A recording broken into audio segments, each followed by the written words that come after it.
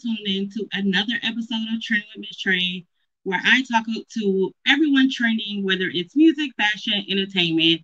And I have another exciting interview today scheduled with a phenomenal artist that I actually discovered. And I was like, oh my God, I got to have her on the show. So without further ado, I'll let her go ahead and introduce herself. Hello, how are you? Hi, I'm good. How are you? I'm doing wonderful. I'm glad to have you part of Trending with Miss Trey. I am Miss Trey. Oh, I it's so love your nice to meet hair. you. Thank girl. It's after 5. I'm like, let me do just a little bit of throwing so I don't look like I've been on the phone all day. So thank you. I hope that you like it. Thank you. So I'll let you introduce yourself. What's your name and where are Yes. you from? Yes, so my name is Somalia. I am originally from New Jersey, but I grew up in Atlanta, specifically the East Side, so like Stone Mountain, Georgia. That's Okay, where I'm from. okay. So I really want to get into your sound. Your sound is very unique. It gives me a sultry vibe. I discovered you because I got an email with your information. I was like, wow, I wasn't expecting this. So Yes. I know that you just released your EP, correct? This Yes. past I week. just released my EP last Friday, Never Enough Time. Dope, dope, dope. So how first of all, before we get into all of that, how is COVID treating you? How are you able to produce a phenomenal project in the middle of COVID? Oh, thank you so much. In the beginning, like most musicians and artists, like it was extremely difficult to produce anything, during this time because like first you have to get your mental right, your emotions Right. right, because I think that everybody's affected in different ways. For me personally, dealing with a lot of show cancellations, it just shows that you've been like working so hard to get to, and then they just poof, they're gone in a matter of in some cases days or hours. And so I had to kind of get that together, and then once I like figured out how to channel that energy, that's when I started to work on new music, because which I think is it's interesting because most of the time when you're trying to like get projects together, like sometimes they just come together on the fly or they might be planned.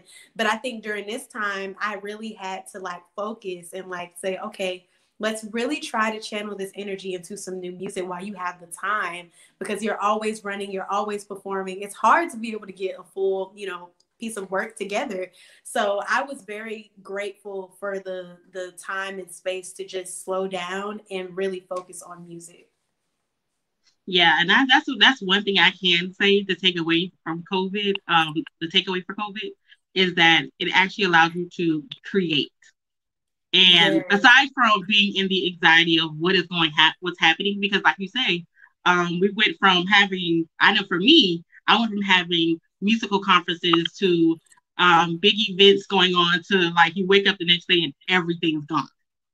And it's like, okay, I wasn't ready, I was but not okay. ready. No one said, no one dropped any type of, I was like, maybe I should have been paying more attention to the news. But even then, I just felt like it was not, we were not prepared. And it also just showed us like just how quickly things can possibly change, because we're so used to, oh, I had this on my calendar for a long time. It's planned, it's there, it's happening. No, that's not the way that the world works. And I feel like this was a perfect example of just Right. sometimes to the extent that the world may go to be able to have to cancel some stuff and just really make everybody sit at home. Absolutely. And Lord, let's go ahead and get into your EP. Never enough time. How did you come up with the track list, and how did you get into that creative space to even produce this EP? Did you work with anybody great? Go ahead and tell us about it. Yes. So I think the title really didn't, or the even the track list and the songs didn't come till really after until the end. I had a lot of songs in my like song book that I hadn't gotten done, like hadn't produced or anything like that. And so I kind of approached it with a really clean slate. I didn't have an idea of like, you know, exactly how I wanted it to sound. I just knew that I really wanted some uplifting, up-tempo songs, because a lot of my songs, my mom compares me to like Keisha Cole, like Monica, like a lot of my stuff is about relationships and it's just so real. And I was like, I want some lighthearted, just fun songs for people to be able to listen to and enjoy. So that was kind of like my baseline. And I also knew that I wanted to have some songs where I could really show like my vocal ability. And I think with this project, I really tried to focus on just allowing my voice to just move with the music, opposed to trying to fit things in certain places. Because I think that sometimes artists, like we think that this is the way a song should be sung instead of just letting the song just naturally come out of you. So I really just tried to focus on that when I was in the studio. Like, I just listened to the different tracks, and the project is produced by Don't Know Tyria.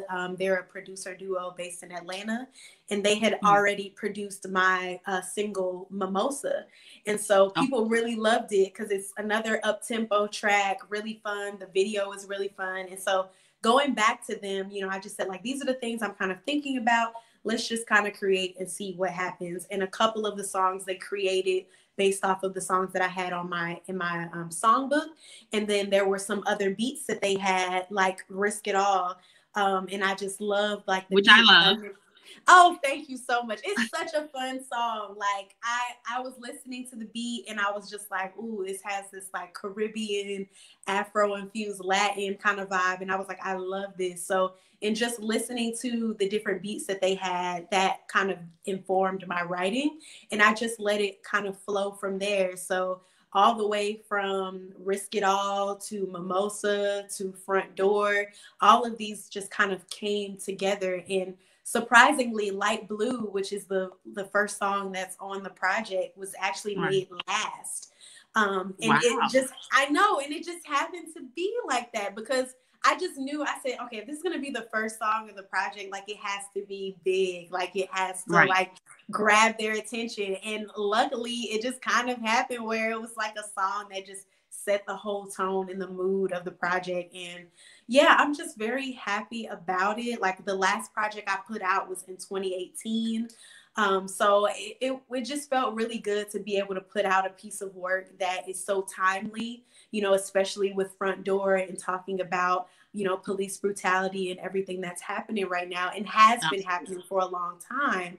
I just wanted to put out a project that would speak to where we are at right now, where I'm at right now in our world. And I think that I accomplished that. I'm very happy about it. And I think people are. Yes, you did a wonderful job on your project. I will say that. I mean, it gives you, like, it's one of those, sit in your office, turn it on, and vibe out. Like, it's one of those kind of settings for me. That's what it did for me when I listened to it. I was like, okay, we can vibe out to this. Yes, and that's it. It's about creating that, whatever that vibe is for you. Because I did have a listening party and I got feedback from like just people that came. And, you know, I listened to a lot of like what they were saying about like other artists that they think about, that some of them like I might not have thought about, you know, like Masego. I love Solange. That came up a lot. Janae. Yeah, I do get that vibe. Yes, and it's a very like it's a curated, you know, kind of thing, because I think a lot like when people think about like where do you fit in, or and I'm still trying to figure that out like for myself as an artist, but it helps to get more feedback from other people and people that listen to your music to say like, okay, I kind of hear you in this realm, so it kind of informs like, you know, how you move forward and, you know, who you're approaching and things. So that's exciting. That's exciting.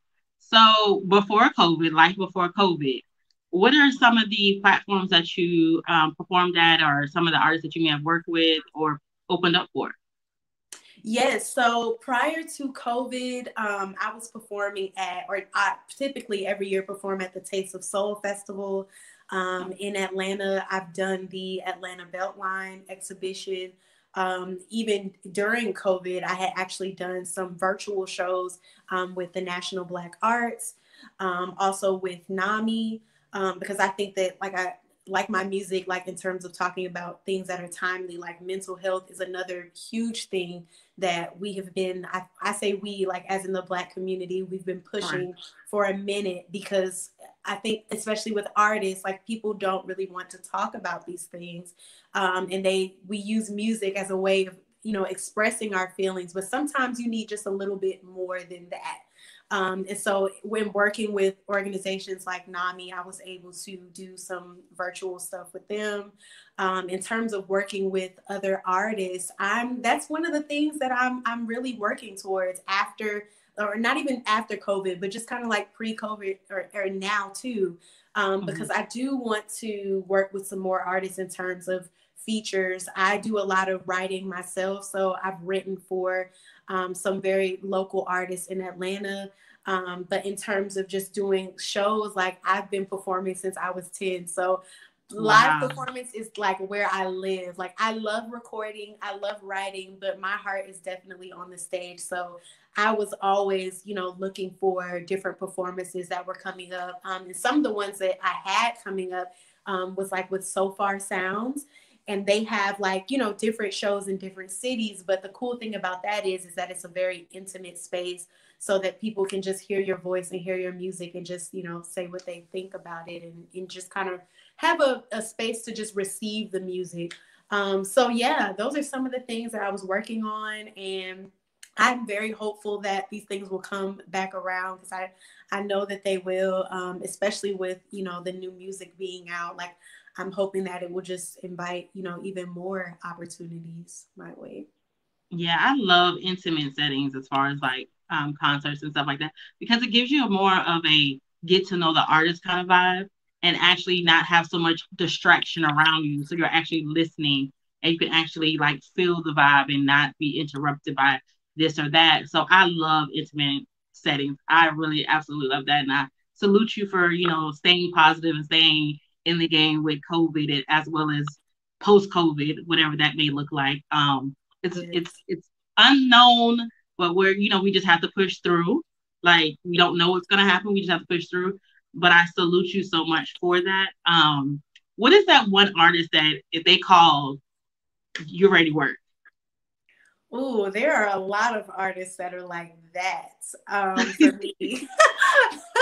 Because I'm just in love with music in general. Like I'm someone who listens like all throughout the day, especially as a little kind of peek into my life. Like I love the sound of like ocean waves, like when I'm trying to go to sleep, or just things like that. So I think in terms of like just different artists that at least I'll say right now that I'm just like, let's go. It would definitely be Janae Aiko. It would definitely be Lucky Day. I love Neo, Black British artist based in the UK. I love also Masego. I love Sir. Beyonce calls. You already know I am there. Oh, That's that's like a given. like I'm there. But yes, those are some of the artists that I'm like listening to now, that I'm just like, I love their vibe. I love the content that they bring and their approach to their music. So those are the artists that I'm like, yes. And also I love No Name. She's a female rapper. Okay. And she's from Chicago, but she's been on a lot of like other like Chance the Rapper projects and stuff, but she has her Okay. own stuff, and she just brings this like jazzy hip hop vibe. So I love her too. These are the folks that I'm just kind of like vibing out to, like as I was creating my project too. Okay. I like it. So what do we have to expect, going forward? We know you just dropped your EP. Are we working on a video? I know it's kind of touch and go with as far as videos because COVID. But Oh yes. what's next for, your EP? Absolutely. So we do have some videos coming. I am very much so like the one, like I'm thinking about visuals. I'm thinking about, how to get people involved with the project. So we do have a video coming for Risk It All, and I'm so excited for people to see that. It's gonna be so fun, like just as much fun as the song is. So definitely a video coming for Risk It All. And then there's another song on the project, Light Blue, that people love so much. And that will be also in the works in December. So, you know, I'm trying to stay working. We're trying to be as safe as possible, of course. And that, you know, comes with having less people on set. But for the most part, I'm like, you know, you kind of see a little bit of the plants behind me. Like, I love to be outside. The cover, you know, as you can see, it's like me in the woods, kind of. So I'm very much so like, we can shoot this outside and we can make this thing work. So I'm excited for everybody to see it. That's exciting. That is so exciting. I have one last request for you. Can we have a little bit of Risk It All? Ooh, come on and sing on spot. Yes, we absolutely can. Okay, I'm gonna start from the beginning. That's fine. Baby, something about the way that you do it. You make me want to lose all my cool. Can you do it again? Yeah, never knew my back could be like that. Got me ready to risk it all for you. Got me ready to risk it all for you. Boy, you got me losing all my cool. It's true. Thank you so much. You're an amazing artist. I want to tell you to keep pushing. Keep moving forward, keep producing great music, keep, you know, networking with other people. There's a lot of heavy hitters in Atlanta. Make sure, you know, connect the dots and reach out and make that magic happen. I'm excited for what you have to come. I can't wait to hear. We'll see the Risk It All video. I love the song. I've been playing it for the last couple of days. And I'm just that's my jam. Yes, ma'am. I so appreciate it. I cannot wait till the visuals come out.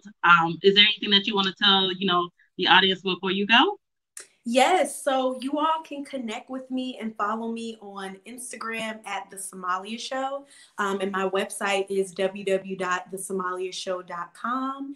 If you are interested in seeing more of some of my virtual shows, my next one is on November 20th, and it'll be on YouTube. So if you go to my YouTube channel, Somalia R, you can subscribe and make sure that you get the reminder so that you can tune into the virtual show. So that one's, I believe, is going to be my last one for the year. So make sure that you all tune in. And thank you so much for just being here with TrendingWithTre and enjoying and listening. I appreciate it. Thank you so much for having me, and you have a wonderful night. Yes, ma'am. You too. Thank you. You make me want to lose all my cool. Can you do it again? Yeah. Never knew my back could be like that. Got me ready to risk it all for you.